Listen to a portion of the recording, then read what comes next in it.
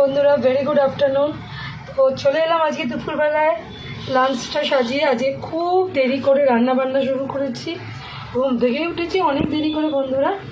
Simple একটা menu করেছি, ভাত করেছি, ভাতের সাথে একটা কাঁচা লঙ্কা নিয়েছি আর পটল ভাজা, গোটা গোটা পটল ভাজা ভেজেছি। এরপর আমি চলে এসেছি শুক্তোতে, একটা সিম্পল শুক্তো করেছি, খুব একটা রিচ করে আর সমস্ত কিছু মেনটেন করে করিনি, একটা হালকা শুক্তো করেছি।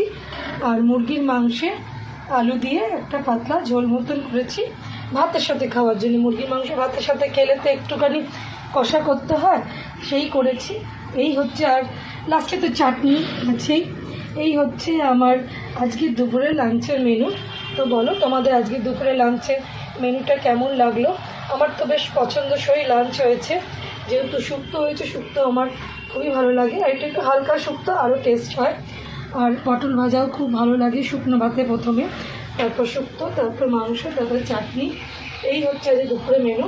তো কার কার আমার দুপুরের এই আজকে মেনুগুলো পছন্দ হয়েছে এবং কার কার পছন্দের সাথে আমার পছন্দ আজকে মিশে যাচ্ছে, তো প্লিজ কমেন্ট করে জানিও, লাইক করো, কমেন্ট করো, শেয়ার করো।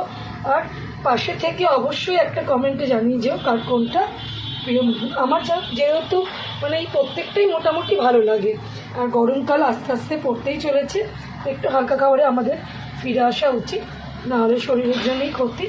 এই ছিল আজকে দুপুরবেলার আমাদের মেনু। তো ভালো লাগলে লাইক করো, কমেন্ট করো, শেয়ার করো। টাটা বন্ধুরা।